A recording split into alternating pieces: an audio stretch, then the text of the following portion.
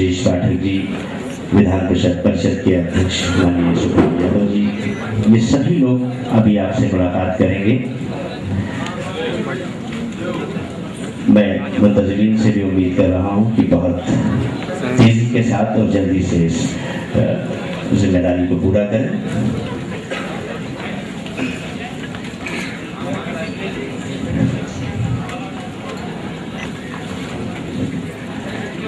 एक बार फिर हर सपासो तशक्कुर, साधुवाद और धन्यवाद ज्ञापित करने की प्रक्रिया में कहीं न कहीं आवाज़ के वक्त मेरी बहुत सी जिम्मेदारियां कम हो जाएंगी, खत्म होने वाली नहीं है।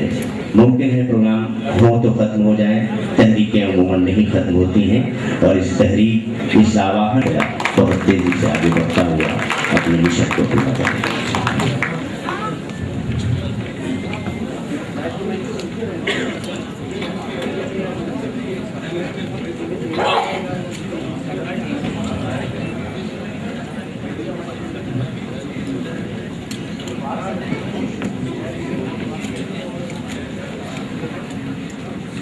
शायद ये इत्तला भी आपको अच्छी लगे कि महेश भट्ट साहब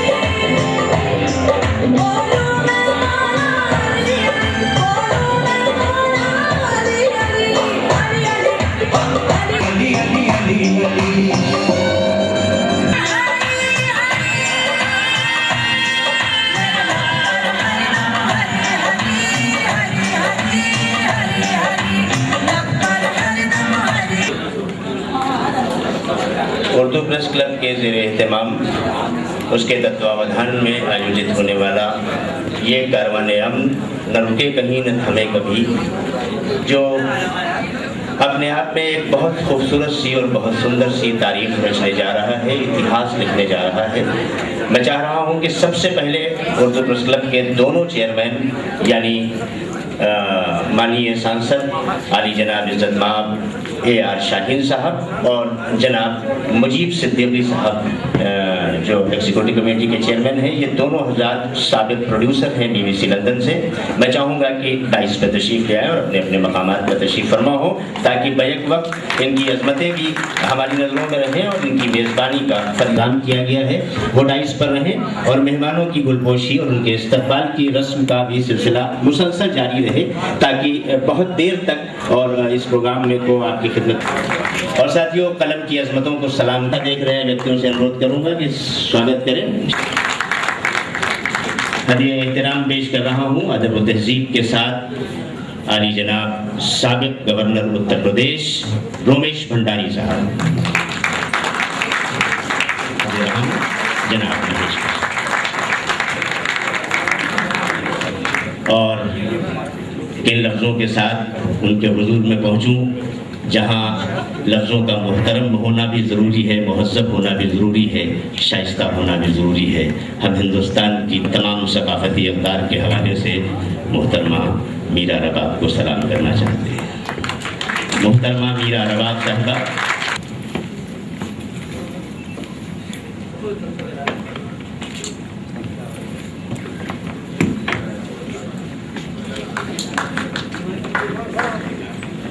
हमारे मुल्क की उर्दू सहाफ़त में बहुत ही अहम तरीन नामों में एक बहुत ही दरख्शां और चमकता हुआ नाम है जिनके लफ्ज़ों की खैरात से हम फ़कीरान अदब अपने आप को शहनशाही के दावेदार समझते हैं, जनाब अज़ीज़ बर्नी साहब। आइए मैं अज़ीज़ बर्नी साहब की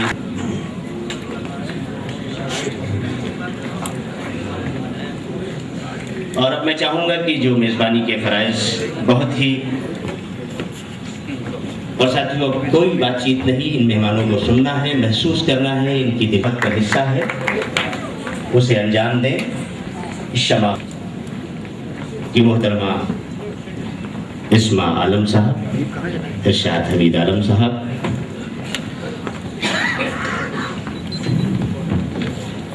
अपनी नशिस्तगाहों पर तशरीफ़ फरमा हो जाएं।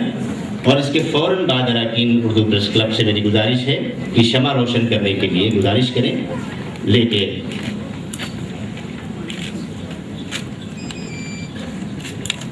बड़े भाई, हमारे सहयोगी और हमारे हर मुश्किल में हमारे साथ रहने वाले भाई सतीश निगम जी मेहमानों नहीं मेज़बानों के साथ बैठे हुए हैं। मैं चाह रहा हूँ कि मेहमानों के साथ बैठें और आप सबका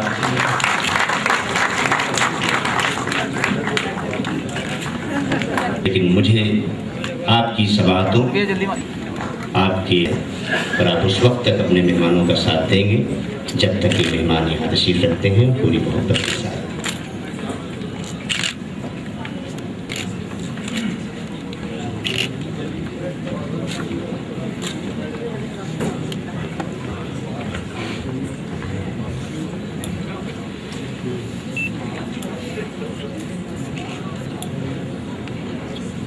दो ज़रूरी ऐलान, यहाँ पे किस किस का शुक्रिया अदा करूँ। हर चेहरा शनासा है, हर आँख पहचानी हुई है। उर्दू प्रेस क्लब की जिम्मेदारी है कि वो उर्दू के बड़े अखबार के सहाफ़ी और उसके मालिकाना हुकूक के मालिक जनाब इरशाद इल्मी सहाफ़ी कर रहे जो लोग हैं उनके वीडियो कैमरा के स्टैंड दरमियान में है, जिससे हमारे मेहमानों को, हमारे मेज़बानों को बड़ी दिक्कत का सामना है। मैं चाहूँगा कि ये स्टैंड हटा दिए जाए।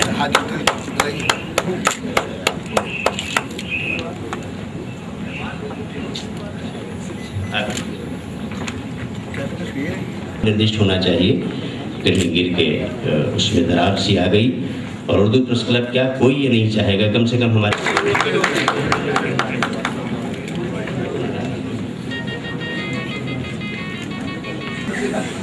मैं माफ़ी चाहता हूँ मंडल साहब, अपने आप से जाना चाहता हूँ, नाम से नहीं जाना चाहता। फिक्र मत करो, काम के साथ गेम के साथ कोई बात नहीं होती, इसलिए क्या बात है। क्लब ने उठाया है अपने क़याम से लेकर अब तक बहुत मुख्तसर अरसे में उर्दू प्रेस क्लब ने समाजी, सियासी और अदबी हलकों में जो मकाम हासिल किया है वो इस तंजीम और इससे वाबस्ता तमाम अरकान के लिए बाइस मसरत और बाइस इफ्तिखार है। आज हमारे सामने जो समाजी सियासी मंजरनामा है उसमें नई नस्ल का ख़ास तौर पे एतमाद डामाडोल सा नज़र आता है। हम इस वक्त उन वजूहात पर बहस ना करके सिर्फ इतना अर्ज़ करेंगे कि अवाम व ख़ास में समाजी क़दरों और सेहतमंद सियासी इस्तेहकाम के लिए उर्दू प्रेस क्लब की जानिब से मुनक्किद प्रोग्रामों ने बड़ा तामीरी रोल अदा किया है। उर्दू प्रेस क्लब किसी एक प्रोग्राम या मकाम तक महदूद नहीं है, हर मकतबे फ़िक्र के दानिशमंद अफराद हमारे शरीक सफ़र हैं और सारा मुल्क हमारी कारगुजारियों का मैदान है। सेमिनार का उन्वान कारवाने अमन, न रुके कभी न थमे कहीं, बड़ा मज़ा दे गया। बचपन में नानी माँ की कहानियों में जब मुसाफिर रोजी रोटी की तरह न थमे, और आज हालात के जिस पस मंज़र में ये उन्वान दिया गया है वो भी एक दुआ ही तो है। हिंदू पाक के करोड़ों दिलों से निकली एक पुरखुलूस दुआ कि कारवाने अमन, न रुके कभी न थमे कहीं। रहनुमाओं से एक ही विनती की है कि कहीं एक दिन मैंने घर के आंगन में दो छोटी छोटी चिड़ियों आत्म प्रशंसा न समझें, क्योंकि आत्म प्रशंसा इस हमारे देश की मिट्टी का मिजाज नहीं है। उस रोज वो अखबार में दैनिक जागरण था, उसमें मैं पढ़ रहा था कि महाभारत के युद्ध के दौरान अर्जुन ने अपनी किसी गलती के लिए एक दिन फैसला कर लिया कि वो आत्महत्या कर लेगा। अपनी उन्होंने चिता सजाई और जब उस चिता पे बैठने लगे तो पांडव भाई भाग के कृष्ण को बुला लाए। कृष्ण आए, उन्होंने आके कहा कि अर्जुन जो कर रहे हैं ठीक कर रहे हैं। कृष्ण ने कहा एक विकल्प है, अर्जुन तुम सबके सामने अपनी बहादुरी, जवामर्दी और तीरंदाजी का खूब गुणगान करो, जम के आत्म प्रशंसा करो। आत्म प्रशंसा आत्महत्या जैसी ही होती है।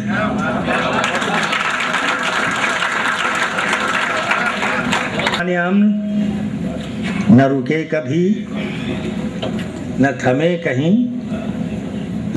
हम सब इस दुआ में शरीक हैं कि कारवाने अमन न रुके कभी न थमे कहीं, लेकिन दूर खड़ी तजुर्बों की धूप हमसे ये पूछ रही है कि ये हमारी कहीं विशफुल थिंकिंग तो नहीं है।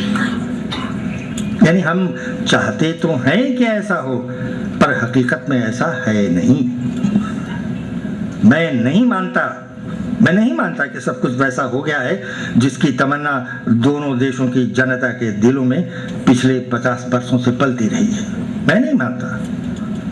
हिपोक्रेसी होगी अगर हम ये सोचें कि पिछले चंद महीनों में जो पॉजिटिव माहौल बना है उससे अंधेरा हार गया है और रोशनी जीत गई है, क्योंकि ऐसा तो कोई मेरे नज़दीक ऐसा कोई मैदान जंग ही नहीं जहां अंधेरे और उजाले की जंग होती हो, क्योंकि रोशनी जहां तक है वहां अंधेरा नहीं है और अंधेरे की सरहदों तक रोशनी नहीं है। एक ही वक्त में एक ही जगह पर रोशनी भी हो और अंधेरा भी, ऐसा कभी नहीं हुआ, ऐसा कभी हो भी नहीं सकता। हमें करना सिर्फ ये है कि जहां एक चिराग है वहां दूसरा भी रख दें और जिसका एक रुख है उसको चौमुखा कर दें। मोहतरम सामीन, हम सारी दुनिया को ये बताना चाहते हैं कि अपने पड़ोसी के लिए हम हिंदुस्तानियों की नीयत आईने की तरह साफ और दिल मोहब्बतों से लबरेज है।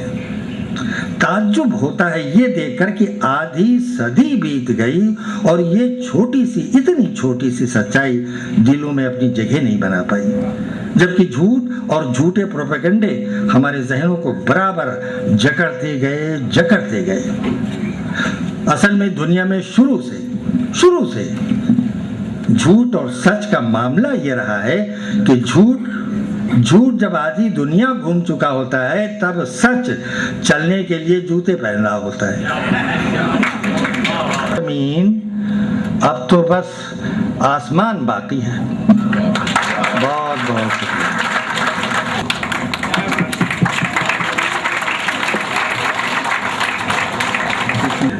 बहुत ही खूबसूरत लबो लहजा है और शायद आपको ये जान के खुशी होगी कि मुजीब सिद्दीकी साहब अगर एक तरफ बहुत अच्छे सहाफ़ी, बहुत अच्छे लिखने वाले और BBC लंदन जैसे इदारे से जुड़े हुई शख्सियत थे, तो दूसरी तरफ शायद वो लोग भी यहाँ मौजूद हों जिन्होंने इनको बहैसियत शायर भी सुना हो।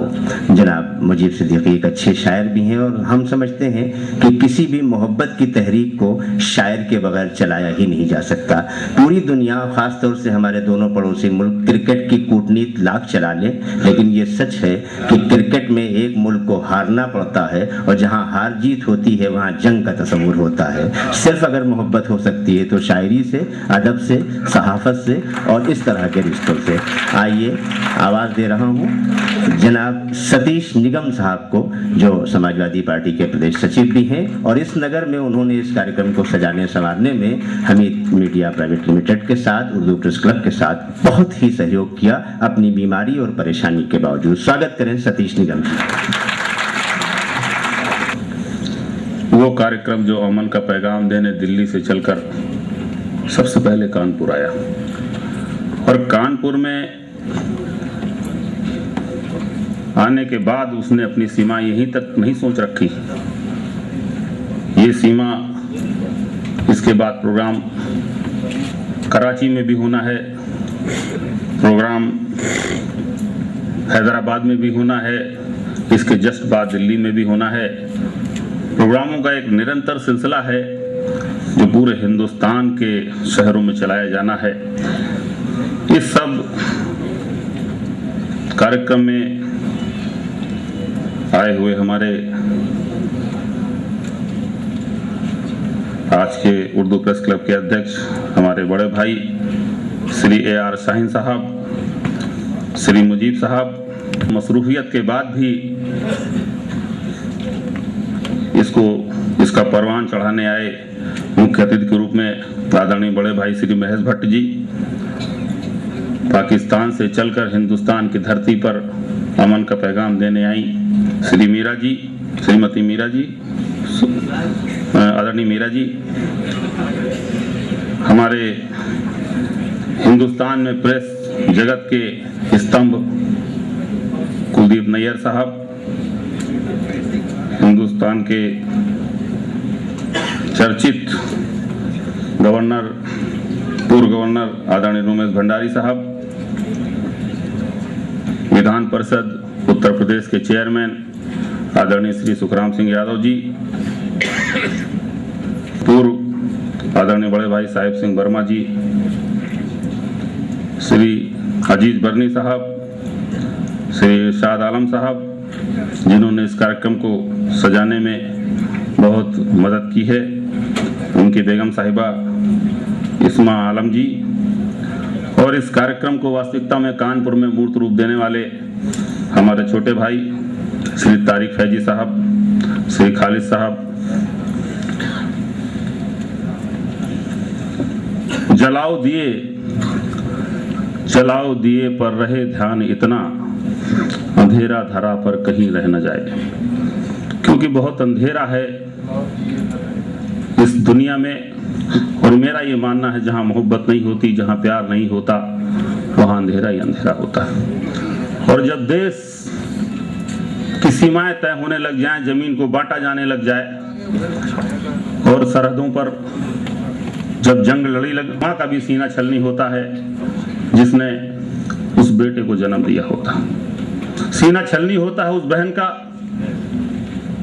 जो अपने भाई को लौट के आने की बाट जो होती रहती है घर में। उसका भी सीना छलनी होता है जो उसकी बीवी होती है। उसका भी सीना छलनी होता है जो उसका बेटा होता है, जिसको भरोसा है कि मेरा पिता जब लौट के आवेगा तो मेरा सरपरस्त मेरी पूरी जिंदगी मेरे सर पर छाया बन के रहेगा।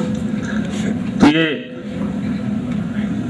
जो जंग है ये किसी समस्या का अंत नहीं है। जंग को हम जब मोहब्बत के रास्ते पे लाके खड़ा कर देंगे, निश्चित रूप से इस सीमाओं का बंधन खत्म हो जाएगा।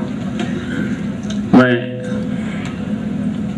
ये कहना चाहता था कि हिंदुस्तान में जो ये अमन का पैगाम लेकर के हमारे इस हिंदुस्तान की बहुत बड़ी बड़ी शख्सियतें हमारे बीच में आई, इनका मकसद केवल इतना ही नहीं है कि ये हम यहाँ पर जो मिशन है हमारा इस हॉल से शुरू हो और इस हाल में दम घोट दे। ये मिशन को पूरे कानपुर शहर ही नहीं, पूरे हिंदुस्तान में पहुंचाने की जिम्मेदारी हमारे मीडिया के भाइयों की, क्योंकि मीडिया ही एक ऐसा माध्यम है जो हर दरवाजे पर सुबह दस्तक देता है और ये बताता है कि इस कानपुर ही नहीं, इस पूरे हिंदुस्तान में आज पाकिस्तान के लिए किस तरीके से हमने दिल के दरवाजे खोल के रखे हैं। मैं ये भी कहना चाहता हूं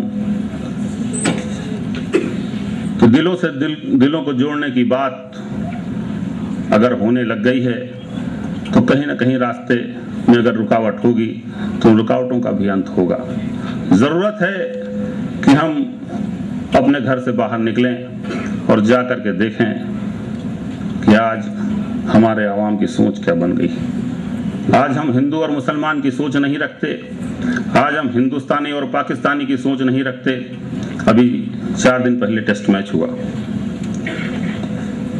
हमें मेहमान नवाजी करने का मौका मिला 5 पाकिस्तानी भाइयों का। मेरे पास सूचना आई, उन्होंने कहा कि मेरे पास कि हम कानपुर में आना चाहते हैं। वो लोग आए हमारे यहाँ, हमारे मेहमान बने, और जब यहाँ से गए तो वो इतना खुशनुमा और इतना अच्छा यहाँ से भाव लेके गए कि हमसे बार बार कह रहे थे कि निगम साहब एक बार आप चल के हमारे पाकिस्तान आइए, हम सब आपका उस पाकिस्तान की धरती पर वैसा ही इस्तकबाल और सेवा और मोहब्बत करना चाहते हैं जो आपने हमें यहाँ कानपुर में दी। तो ज़रूरत इस बात की है कि आज हमारे बीच में जो मोहब्बत और प्रेम का दिया जला है, ये दिया जले नहीं, ये समा बुझे नहीं, इस समा को रोशन रखा जाए। और एक शेर के साथ कि प्यार भी आपको हो जाएगा रफ्ता रफ्ता, दिल नहीं मिलता तो नजरें ही मिलाते रहिए। मैं अपनी बात को समाप्त करता हूँ। आज के इस प्रसिद्ध फिल्म निर्माता आदरणीय महेश भट्ट जी, पाकिस्तान से आई हुई नायिका मीरा जी, दिल्ली प्रदेश के पूर्व मुख्यमंत्री साहिब सिंह जी, हमारे प्रदेश के पूर्व राज्यपाल आदरणीय भंडारी जी, आदरणीय कुलदीप नैयर जी, अजीज बर्नी साहब, मुजीब सिद्दीकी जी, तारिक फैजी जी, इरशाद आलम जी, उनकी श्रीमती इस्मा आलम जी, सतीश निगम जी, और हमारे सामने बैठे हुए क्षेत्रदार विधायक शिव कुमार बेरिया जी, अल्पसंख्यक आयोग के अध्यक्ष मेंबर विमला सिंह जी, उपस्थित सभी बुजुर्गों, नौजवान साथियों, पत्रकार बंधुओं, सबसे पहले मैं इस कानपुर महानगर का निवासी होने के नाते आज कानपुर की सरजमी पर पाकिस्तान से आई हुई नायिका मीरा जी का और सभी हस्तियों का, जो सभी हमारे कानपुर जनपद से बाहर, प्रदेश से बाहर के लोग आए हुए हैं, सभी का हार्दिक स्वागत और अभिनंदन करता हूं और विश्वास दिलाता हूं जिस मिशन को लेकर वो चले हैं उस मिशन को पूरा करने के लिए कानपुर के लोग, कानपुर का आवाम आपके साथ में है और जो निर्णय जिस स्तर पर आप करेंगे हम लोग उसमें आपका साथ देंगे। साथियों, ये बहुत महत्वपूर्ण प्रश्न है, पड़ोसी संबंध हमारे कैसे होने चाहिए। जहां आप रहते हो, जिस देश में रहते हो, उसका पड़ोसी कैसा है, उसके बारे में संबंध कैसे होने चाहिए। हर व्यक्ति चाहता है कि संबंध अच्छे होने चाहिए, क्योंकि हमारे हिंदुस्तान में ये परंपरा रही है कि जब किसी पर कोई गर्दिश आती है तो पहले पड़ोसी काम आता है, रिश्तेदार बाद में काम आते हैं। पड़ोसी संबंध अच्छे होने चाहिए और उन संबंधों को अच्छा करने के लिए मैंने देखा है कि आदरणीय कुलदीप नैयर जी ने बहुत प्रयास किया है। इनकी लेखनी में ताकत रही, उस लेखनी की ताकत के माध्यम से सब ऐसे लेख लिखे ताकि भाईचारा बढ़े। फिल्म की जगत के माध्यम से महेश भट्ट जी ने और मीरा जी ने, अभी मैंने गीत सुन रहा था, गीत में राम का जिक्र भी है, श्याम का जिक्र भी है, राधा का जिक्र भी है, सीता का जिक्र भी है। ऐसे जब तक ऐसे गीतकार, संगीतकार, फिल्मकार फिल्में बनाएंगे, आपस के मनों को जीतने का काम करेंगे, तभी हमारी भारत पाकिस्तान की जो एकता की बात है, मैत्री की बात है, उसमें प्रगाढ़ता आएगी, उसमें मजबूती होगी।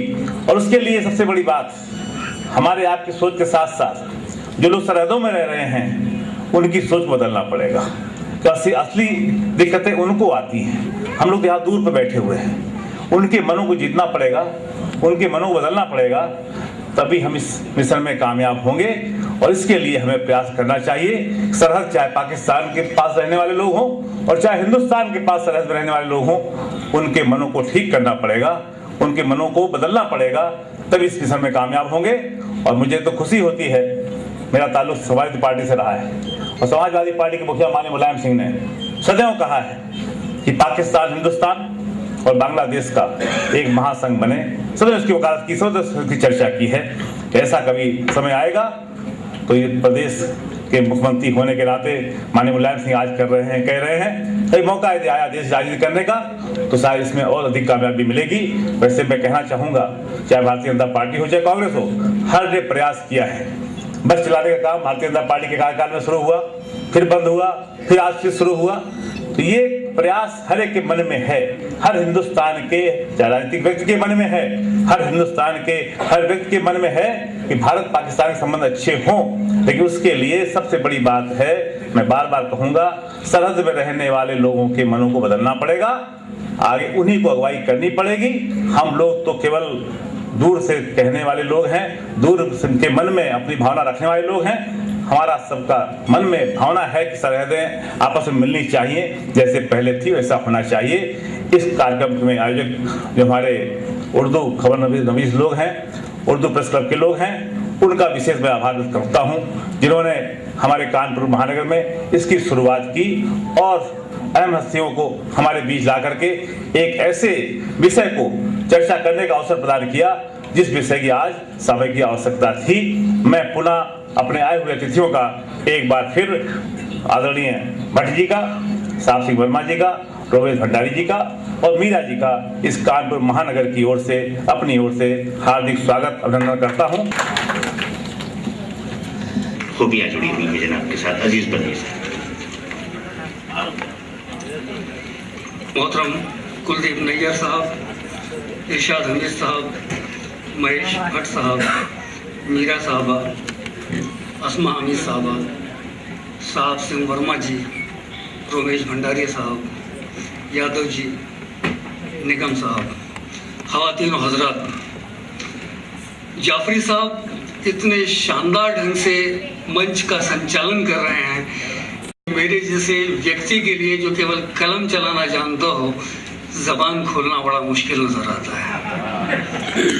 बहरहाल कानपुर की जमीन हर लिहाज से एक तारीख रचती रही है। आज मुझे याद आ रहा है वो गुलामी का दौर, 1901 जब कानपुर की एक मस्जिद गिरी और नफरत की दीवारें खड़ी हो गई, और आज मोहब्बत की एक नई शमा जलाने के लिए, नफरत की दीवारों को गिराने के लिए हमारे बीच आए हैं जनाब महेश भट्ट साहब, मीरा साहब।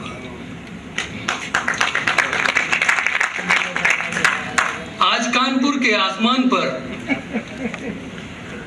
पाकिस्तान का सितारा भी होगा, हिंदुस्तान का चांद भी होगा। आज की रात जब जगमगाएगी तो एक नया इतिहास बनाएगी। हमने हिंदुस्तान की मीरा के भजन सुने हैं, हम पाकिस्तान की मीरा की लगन भी देख रहे हैं, और ये लगन यकीनन दो दिलों को फिर उस तरह मिलाएगी जिस तरह कभी जुदा ना होने का एक तसव्वुर हमारे ज़हन में। मैं जानता था और मैं समझता था कि महेश भट्ट साहब सिर्फ फिल्में बनाते हैं, मैं इनकी फिल्में ही देखता था। मैं आप देख रहा हूँ ये दिलों के रिश्ते भी बनाते हैं। जनाब कुलदीप नैयर साहब, जिनको पढ़कर मैंने लिखना सीखा है, और उस दौर में जब दोनों मुल्कों के दरमियान अंधेरा था, एक तरफ 14 अगस्त को रोशनी होती थी, एक तरफ 15 अगस्त को रोशनी होती थी, लेकिन हिंदुस्तान का ये सहाफ़ी वाघा पर जब पहुंचता था, उस अंधेरी रात में जब 14 और 15 की दरमियानी शब होती थी, उसके हाथ में मोहब्बत की एक शमा होती थी, और वो सोचता था कि काश कभी इसकी रोशनी इस्लामाबाद तक भी पहुंचे और दिल्ली तक भी पहुंचे। मैं आज मुबारकबाद देता हूं उस शख्स को कि आज उसकी जलाई हुई शमा की रोशनी इस्लामाबाद में भी है और दिल्ली में भी। गुज़िश्ता दिनों जब आगरा तशरीफ लाए थे परवेज मुशर्रफ साहब, मुझे उनके साथ डिनर में शिरकत का मौका मिला था, और मैंने आहिस्ता से उनके कान में कहा था कि तो सिर्फ कश्मीर तक महदूद रहते हैं। मैं कहना ये चाहता हूँ, हिंदुस्तान के चप्पे चप्पे पर मुसलमान बसता है। आप सिर्फ कश्मीर की बात न करें, सबकी बात करें और हिंदुओं की बात करें। इस बार जब मैं 16 तारीख को उनके साथ था तो मुझे लगा कि शायद ये बात उनके दिल तक पहुंची है और अब वो नफरतों का सफ़र तमाम होने ही वाला है। मैं बहुत लंबी तकरीर नहीं करूंगा, इसलिए कि मेरे सामने मुल्क के वो रहनुमा बैठे हुए हैं जिन्होंने इस मुल्क को चलाया है और जो चलाते हैं। मैं सिर्फ एक बात कहकर इजाज़त चाहूँगा कि इस मुल्क का रहने वाला बच्चा चाहे वो हिंदू है या मुसलमान है, वो मोहब्बत चाहता है, मोहब्बत का पैगाम चाहता है। मैंने बारहा ये देखा है, जब हिंदुस्तान के अंदर फिरका वाराना फसादात होते हैं, उस दौर में भी मैंने देखा है कि अस्पतालों में हिंदू मरीज मुसलमान डॉक्टर हो या मुसलमान मरीज हिंदू डॉक्टर हो, कभी वहाँ नफरत देखने को नहीं मिलती। कर्फ्यू होता है, लेकिन कर्फ्यू जब खुलता है चंद मिनट के लिए तो कोई भी खरीदार ये नहीं देखता कि सामान मुसलमान की दुकान से खरीद रहा है या हिंदू की दुकान से खरीद रहा है। जब हम अपने बच्चों का दाखिला करते हैं तो बेहतरीन उस्ताद की तरफ जाते हैं, एक अच्छे टीचर की तरफ जाते हैं। ये नहीं देखते कि मैं मुसलमान हूँ तो मेरे बच्चों को पढ़ाने वाला भी मुसलमान ही हो। हत्ता कि मैंने देखा है कि शहर में दंगा है, कर्फ्यू का आलम है, लेकिन उस जेल में बंद कैदी भी इस तरह से आपस में नहीं लड़ते हैं कि वो हिंदू हैं या मुसलमान हैं। अगर कहीं लड़ने की वजह है तो ये हमारी गंदी सियासत है। ये मुल्क हिंदुओं और मुसलमानों ने नहीं बांटा। 1947 का बंटवारा हिंदुओं या मुसलमानों की वजह से नहीं था। 1947 का बंटवारा था कुर्सी की चाहत की वजह से। मुल्क एक था, कुर्सी एक थी, दावेदार एक से ज्यादा थे। जब तक एक की दावेदारी खत्म नहीं होती दूसरे को कुर्सी मिलती नहीं। बस यही फिलॉसफी थी, यही फिलॉसफी आज भी है। ये बात 57 बरस में भी अगर हमारी समझ में आ जाए तो ये मुल्क बटा हुआ भी अब बटा हुआ सा नहीं लगेगा। आज हमारे मुल्क के वो रहनुमा हमारे सामने हैं जो वो सियासत भी करते रहे हैं जो दिलों को छू लेने वाली है, और वो सियासत भी करते रहे हैं जो कुर्सी की तरफ ले जाती है। मैं बस एक अर्ज करूंगा कि दोनों का मकसद कुर्सी है। कुर्सी आप हासिल करो, हमारे दिलों को जीतो, हमारे दिमागों से अपने एक दूसरे के लिए नफरत पैदा करने का काम न करो। कश्मीर की बात मैं सिर्फ इसलिए कहकर यहाँ से अलग होना चाहूँगा कि जब हिंदुस्तान और पाकिस्तान की मोहब्बत की बात आती है तो कश्मीर हमारे दरमियान आकर खड़ा हो जाता है और ये बात यहाँ आकर रुक जाती है। मेरे सामने यहाँ पाकिस्तान की मीरा हैं, मैंने ये बात परवेज साहब से भी कही थी और ये पैगाम उनके मार्फत भी पहुँचाना चाहता हूँ। साहब सिंह वर्मा जी भी हैं, रोमेश भंडारी जी भी हैं, हमारे सुखराम यादव जी भी हैं कि हम इस बात को हिंदुस्तान का एक जुज़ है, एक हिस्सा है, मगर हमें ये भी मानना होगा सिर्फ कश्मीर हमारा नहीं है, कश्मीरी भी हमारा है। सिर्फ जमीन हमारी नहीं है, उस जमीन पर रहने वाला भी है। एक छोटी सी मिसाल के जरिए मैं अपनी बात कहकर इजाजत चाहूंगा कि एक मासूम सा बच्चा अपने माँ बाप के साथ बाजार जाता है, अपनी पसंद का खिलौना खरीदता है। उसकी कुल कायनात वो छोटा सा खिलौना है। सोते जागते उठते बैठते वो उस खिलौने को अजीज रखता है, अपने सीने से लगा कर रखता है, मगर जब उसे कोई तकलीफ होती है, उसे भूख लगती है, तो वो अपने माँ और बाप को मतवज्जा करने के लिए रोता है, चीखता है, चिल्लाता है। अगर उसकी माँ उसका बाप उसकी तरफ ध्यान नहीं देते तो घर के सामान को फेंकना शुरू कर देता है। फिर भी अगर वो तवज्जो नहीं देते तो वो अपने उस खिलौने को जमीन पर पटक कर तोड़ देता है। क्या ये बच्चा आतंकवादी है? क्या ये बच्चा दहशतगर्द है? हमें इस फिलॉसफी को समझना होगा। मैं हिंदुस्तान या पूरी दुनिया में कहीं भी दहशतगर्दी की मजम्मत करता हूँ, नापसंदीदगी से देखता हूँ, मगर मैं अपने रहनुमाओं से ये भी कहना चाहूँगा कि एक बार जब ये मोहब्बत की शमा जलाई जा रही है तो उनके दिलों के नज़दीक भी जाकर देखा जाए कि ये बंदूक उनकी ज़रूरत क्यों बन गई है। वो इसे छोड़कर वो हसीन दरख्तों पर लगने वाले सेब हम तक क्यों नहीं पहुँचाते जिनकी मिठास पूरे हिंदुस्तान को सेहतमंद करे। बदला है तो अब हिंदुस्तान का पान पाकिस्तान के लबों की सुर्खी भी बनेगा और हमारे यहाँ की बनारसी साड़ियाँ उनके बदन पर नजर आएंगी।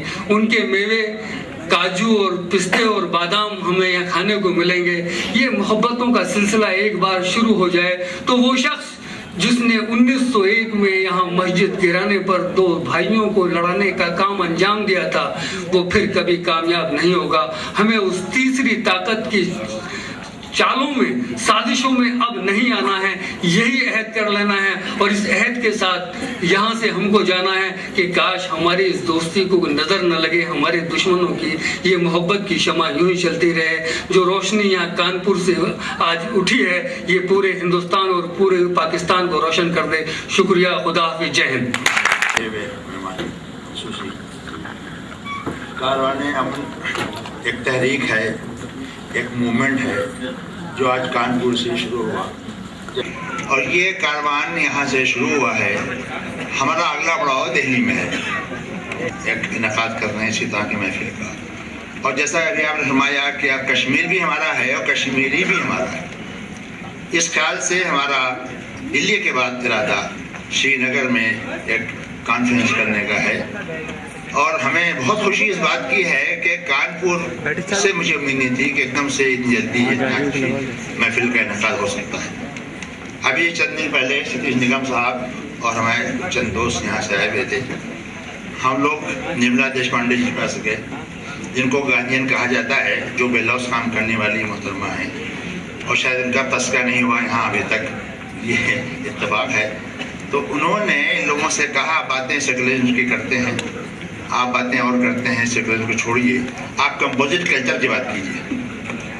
वो कंपोजिट कल्चर जो 1857 से पहले रहता था, उसकी बात निर्मला देशपांडे जी के पास गए, जिनको गार्जियन कहा जाता है, जो बेलौस काम करने वाली मोहतरमा है और शायद उनका तस्करा नहीं हुआ यहाँ अभी तक, ये इत्तेफाक है। तो उन्होंने इन लोगों से कहा बातें सेकुलरिज्म की करते हैं, आप बातें और करते हैं, सेकुलरिज्म को छोड़िए, आप कंपोजिट कल्चर की बात कीजिए। वो कंपोजिट कल्चर जो 1857 से पहले रहता था, उसकी बात कीजिए। और ये मुझे बेहद खुशी है, it's a pleasant surprise to me कि within a week's time इन लोगों ने ये इतना अच्छा प्रोग्राम यहाँ बना लिया और इतनी अच्छी तरह से मैं सजाया है, जो वाकई मुझे देख के बहुत खुशी हो रही है, ताज्जुब हो रहा है कि इतनी जल्दी। हम तो दिल्ली में सोचते रहे कि करना है, इन्होंने कर डाला।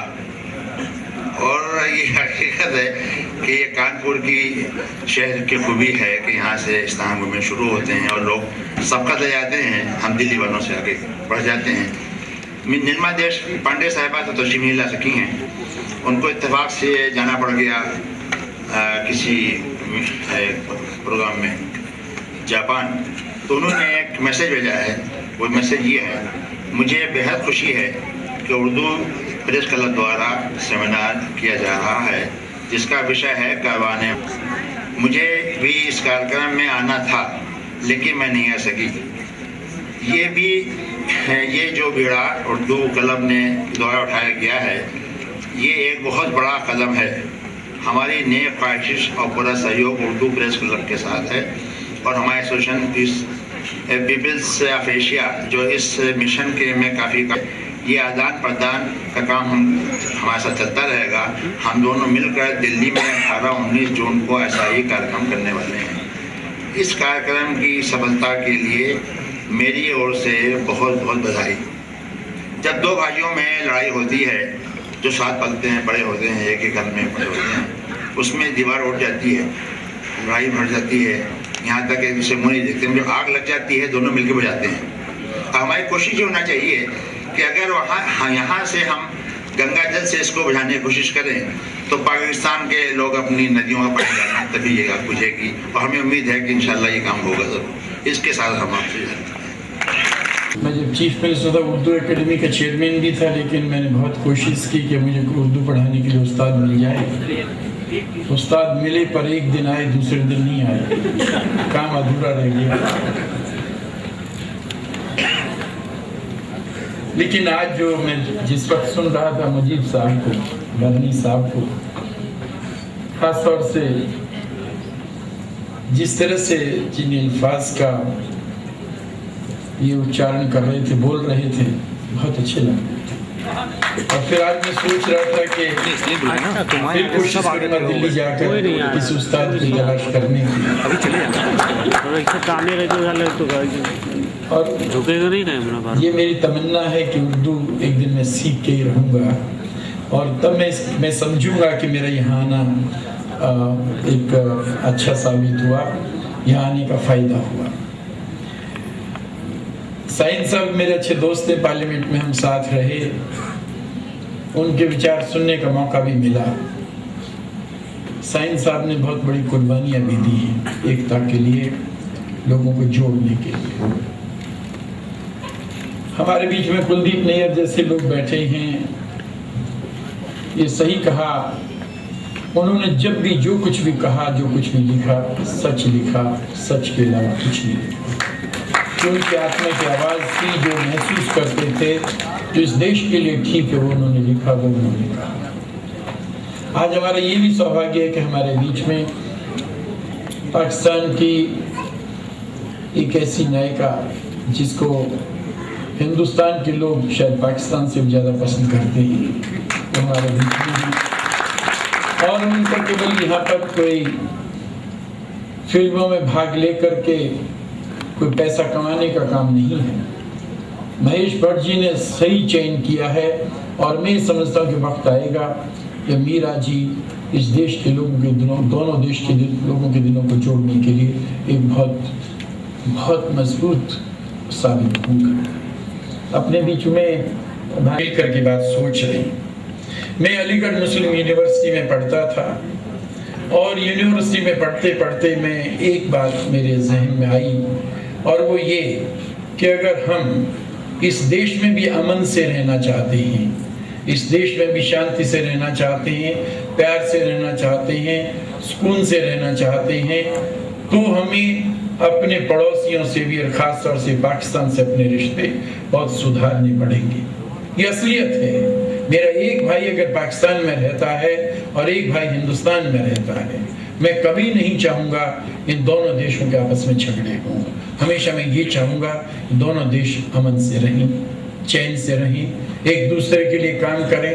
भाई भाई अगर अलग हो जाते हैं, ये कभी नहीं होता एक भाई दूसरे भाई के घर में आग लगाने की कोशिश करें। अलग भी हो जाते हैं तो भी कोशिश यही करते हैं। हमने तो सुना है बचपन से कि अपना मारे छा में गेरे। अपना अगर है तो वो अपने हैं, बेशक एक अलग घर बना लिया, अलग जगह रहने लगे, लेकिन अगर सारी दुनिया की जब लड़ाई की बात आएगी, सारी दुनिया के साथ जब हमारे ताल्लुक की बात आएगी, शायद अगर हमारे दिल ठीक हों, हमारी नीयत ठीक हो, सबसे पहले पड़ोसी एक दूसरे के काम आएगा। और आज हम दोनों देश मिलकर के काम करें तो हमें कोई दुनिया की ताकत एक्सप्लॉइट नहीं कर सकती। मैं कहना चाहता हूं, आज पाकिस्तान को बहुत बुरी तरह से एक्सप्लॉइट किया जा रहा है। कुछ लोग हमें भी एक्सप्लॉइट करते होंगे कुछ मात्रा तक, केवल इसलिए कि हम दोनों मुल्क एक नहीं हैं, दोनों मुल्कों के अंदर मोहब्बत नहीं है। वो सिलसिला शुरू हुआ है, लेकिन वो मोहब्बत बढ़ाने की जरूरत है। दोनों देश के लोगों को आपस में मिलकर काम करने की जरूरत है। अगर ये होगा, निश्चित रूप से वो दिन दूर नहीं होगा जब दोनों देश मिलकर के दुनिया की एक सबसे बड़ी ताकत के रूप में उभरेंगे। और इसकी जरूरत भी है, लोगों ने महसूस भी किया है। अटल जी ने एक बार कहा था, भाई चाहे कोई पाकिस्तान का कोई व्यक्ति मरे या मरे हिंदुस्तान का, लेकिन खून तो हिंदुस्तान का भाई। खून तो अलग नहीं है, खून तो एक ही है। पूजा के तरीके अलग हो सकते हैं, हम एक ही बाप के बेटे हैं, एक ही देश के अंदर पले हैं, बड़े हुए हैं, एक ही मिट्टी को हमने माथे पर लगाया है। तो फिर आज क्या बात हो गई? ये बात सही कहा बर्नी साहब ने। इस देश के अंदर, शायद मुजीब साहब ने कहा कि इस देश का बंटवारा तो केवल कुर्सी की खातिर किया है। बंटवारा होने का कोई सवाल नहीं था कि देश के लोग नहीं बटे आपस में, लेकिन कुछ लोगों ने जिनको कुर्सी की भूख थी। मैं तो कहता था किसी से, अरे अगर जिन्ना साहब देश के प्रधानमंत्री बनना चाहते थे और बंटवारा रुक सकता था, कोई एक बार प्रधानमंत्री बनता है तो सैकड़ों साल के लिए नहीं बनता।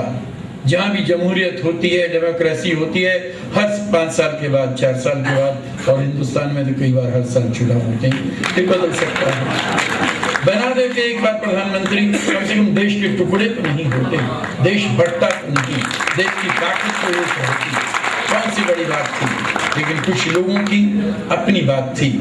कुछ लोगों ने तो कुछ बनना था और कुछ ने किसी को कुछ बनाना था। ये बात उन्होंने तय कर रखी थी, चाहे देश के टुकड़े भी हों। कहने को लोग कहते थे मेरी लाश के ऊपर पाकिस्तान बनेगा, लेकिन फिर वक्त आया, पाकिस्तान बन गया और लाश के ऊपर नहीं बना। तो ये बहुत सारी बातें हैं। मैंने वहाँ पर, मैं जैसे आपको बता रहा था, मैं अलीगढ़ यूनिवर्सिटी में पढ़ता था, वहाँ लोगों से ताल्लुकात थे। मैं जो उस्ताद मुझे पढ़ाते थे, मैं उनके घर पर रहता था। अहमद हबीब किदवई उनका नाम था। उनके घर में मैं वेजिटेरियन, लेकिन उनके घर में अलग से मेरा खाना बनता था और उनके घर में मैं रहता था। कौन सा फर्क? क्या धर्म से धर्म अलग होने से कोई फर्क पड़ता है? अगर सही मायने में अब अपने धर्म का सब लोग पालन करें तो जो सही धार्मिक व्यक्ति होगा वो दूसरे से नफरत कर ही नहीं सकता, दूसरे की मोहब्बत के साथ रहेगा। अगर नियत में फर्क होगा और कोई सही मायने में धार्मिक व्यक्ति नहीं होगा, तभी उनके दिल में फर्क हो सकता है।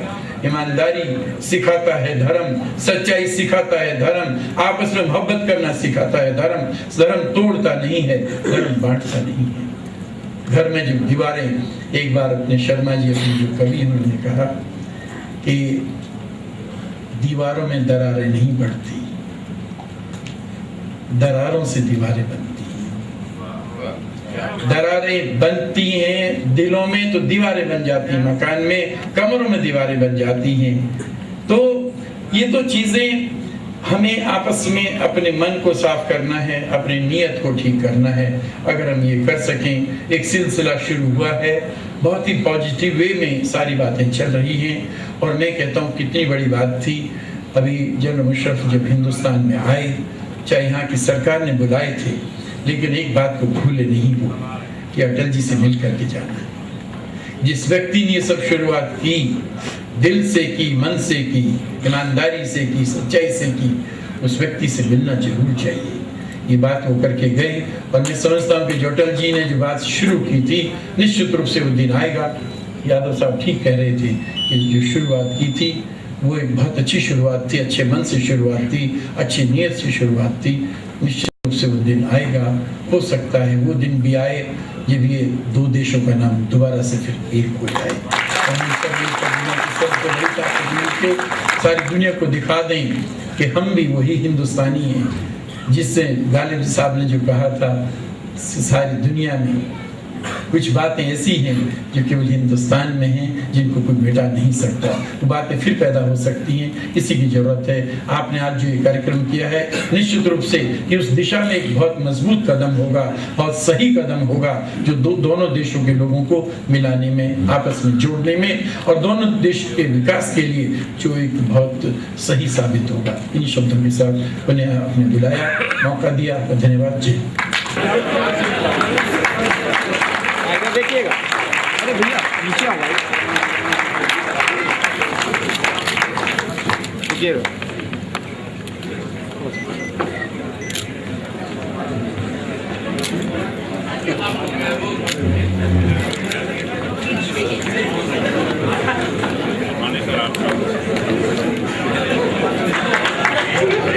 अजीज बर्नी साहब छायाकार रहने का, मैं अजीज बर्नी साहब को से चाहूँगा कि नेम प्लेट हमारे इस कार्यक्रम में हमारे साथ साथ मैं निवेदन करूंगा कि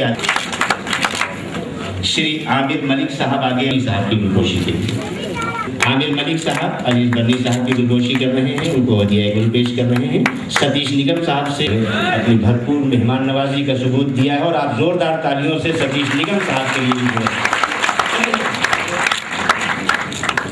उर्दू सहाफत का एक संगीत। वजीर हसन साहब से गुजारिश करूंगा कि परमादरणीय खालिद नसीम साहब से गुजारिश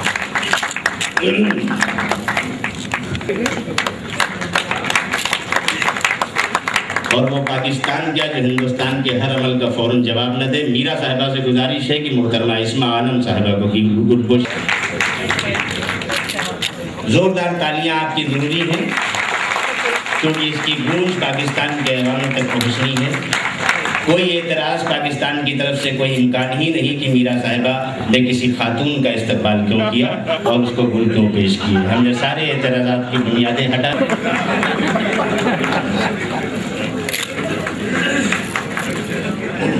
और हमें ऐसा लग रहा है कि हम महेश भट्ट को साहब को अपनी दिली मोहब्बतें नहीं पेश कर सके। तारिक फैजी और आदेश टंडन साहब मिलकर उनके हुजूर पहुंचे और उनको गुलों का नजराना पेश करके बताएं कि उन्होंने कानपुर आके न सिर्फ ये कि हमारे तहजीब, हमारे तमद्दुन, हमारे मिशन पर एहसान किए, उनकी मतलब तारीफ फैजी और शायद बड़ों की बारगाह में पहुंचने का सिला के जहां पे उनको होना चाहिए। मुंतज़मीन से गुजारिश है कि उनके नाम की तख्ती ये कुर्बानी भी तारीख फैजी की उर्दू प्रेस क्लब की तारीख में लिखे। कानपुर की वो शख्सियात मौजूद हैं जो आलमी सियासत पर गहरी नज़र रखती हैं। मैं ये बताना चाहता हूँ कि जब सियासत की मेज़ पर मोहब्बत आती है तो कश्मीर एक सवाल बन जाता है, और जब वही मोहब्बत कारवाने अमन के साथ जुड़ती है तो वो कश्मीर एक जवाब बन जाता है ए.आर. शाहीन के नाम का। जनाब ए.आर. शाहीन साहब वो शख्सियत हैं, मैं उनके हाथों से चाहूँगा कि हमारे कुछ मेहमानों को और बकिया मेहमानों की खिदमत में कोई माजरत इसलिए नहीं की जाएगी कि बकिया मेहमान हमारी लिए ये फरोग की कोशिशों की तनाज़ुर में उर्दू प्रेस क्लब का कारवाने अमन है। जनाब रोमेश भंडारी जनाब का कारवाने अमन अवार्ड पेश किया जाता है। सिपासनामा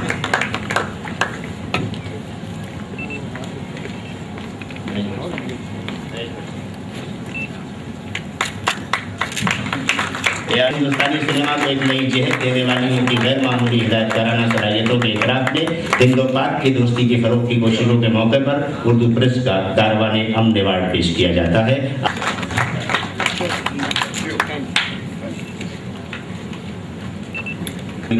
हम सफर बनकर उनकी काविशों के इतराफ में उर्दू प्रेस क्लब का कारवाने अमन अवार्ड पेश किया जाता है।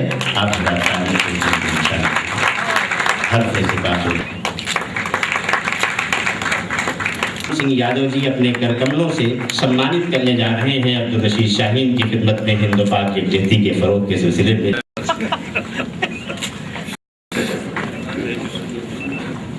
मैं उर्दू प्रेस क्लब और हमदर्द पब्लिकेशंस का बहुत आभारी हूँ कि मुझे एक और मौका दिया। इनका भी बात कर ही नहीं रहा था, बात ही कुर्सी की।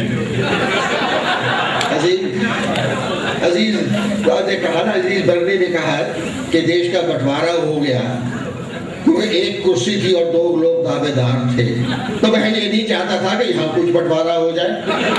और कुर्सी और की थी और मेरी ये आदत नहीं है कि दूसरी की कुर्सी पकड़ लूं। और देश का जो अब जब दोनों हाथ इससे गुस्सू हो गए तो काम करने के लिए कहा पड़ता है, वो तो भाई कुर्सी का ही बात है। तो भाई कुर्सी का खेल तो हो रहा था, इसमें कुछ मैं दाखिला भी देना चाहता था। ये जो कारवाने अमन की शुरुआत हुई है, मैं समझता हूं ये तो 1947 में ही हो जानी चाहिए थी।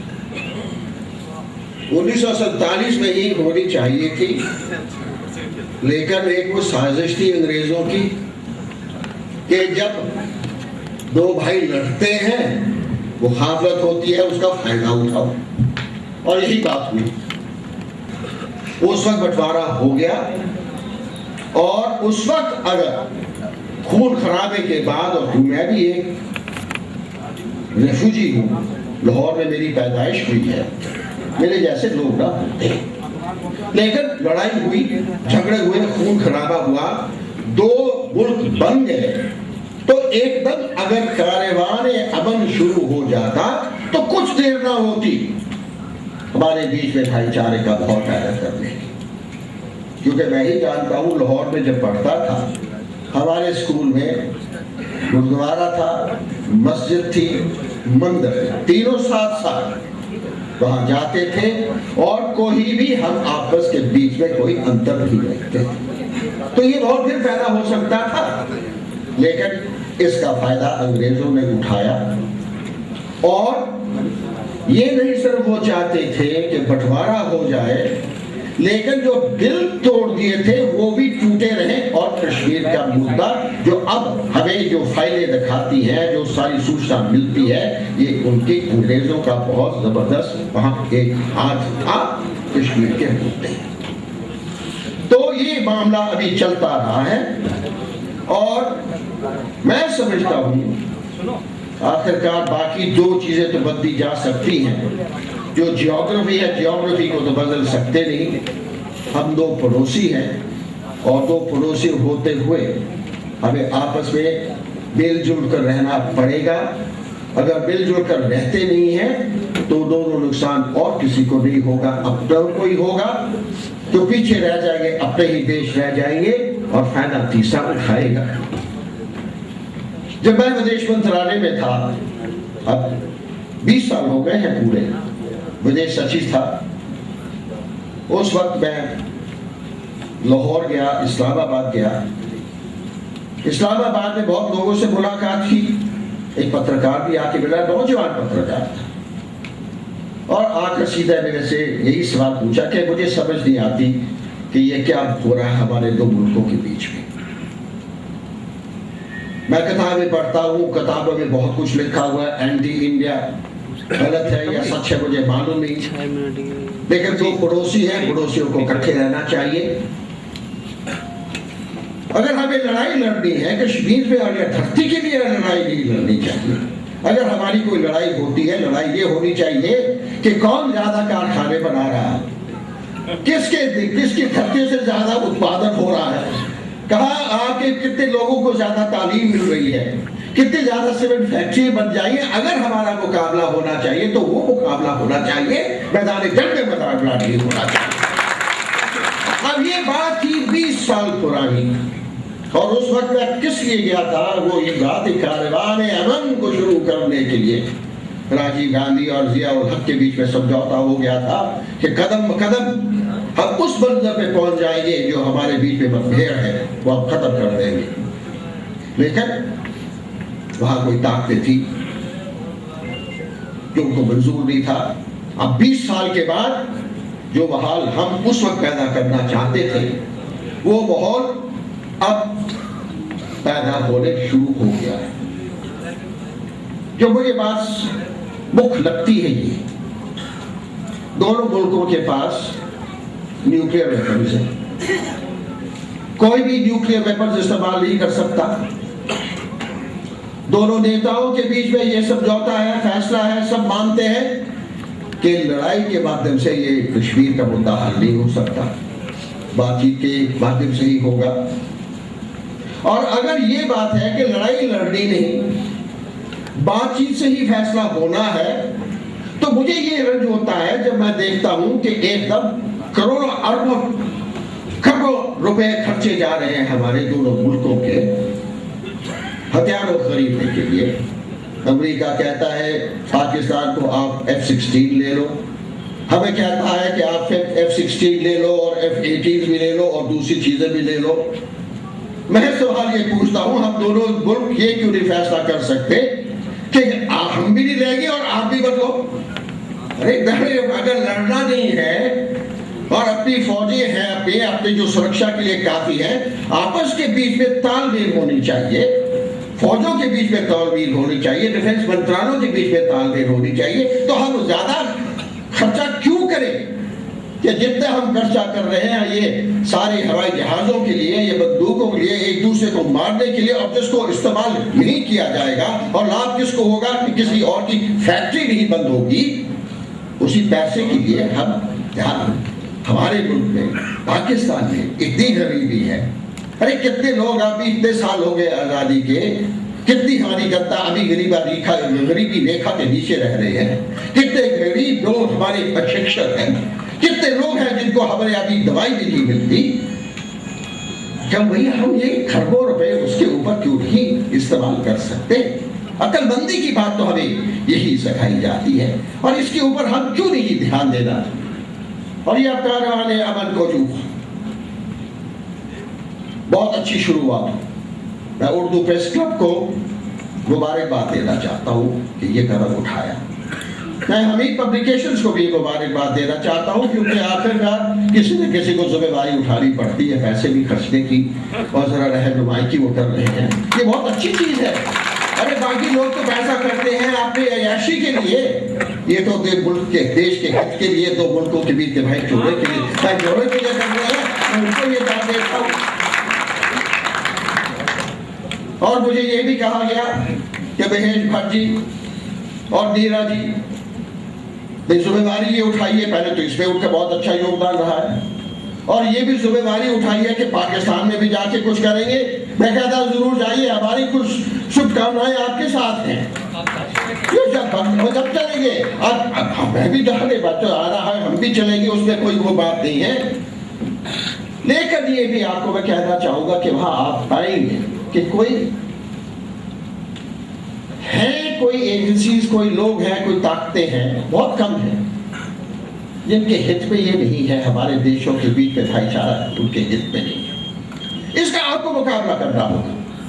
भारत में एकता है, भारत में सब दलों को लेकर सब दल एक हैं कि भाईचारा हो पाकिस्तान के साथ। हमारे बीच में कोई अंतर नहीं है, कोई मुखालफत नहीं है, हम सब चाहते हैं। लेकिन कोई ताकतें हैं पाकिस्तान में जो नहीं चाहती, वो बहुत माइनॉरिटी में है, उनका मुकाबला करना होगा। उनका मुकाबला मैदान जंग में नहीं हो सकता। पब्लिक ओपिनियन बनाइए आप भी पाकिस्तान में पब्लिक ओपिनियन बनानी होगी कि जैसे कारवान अमन हिंदुस्तान में शुरू हुआ है, यही कारवान अमन हिंदुस्तान से, तभी अगर सब पब्लिक ओपिनियन दोनों मुल्कों में एक हो जाती है तो फिर ये कारवान अमन ना तो कहीं रुकेगा ना कहीं चलेगा, आगे बढ़ता जाएगा।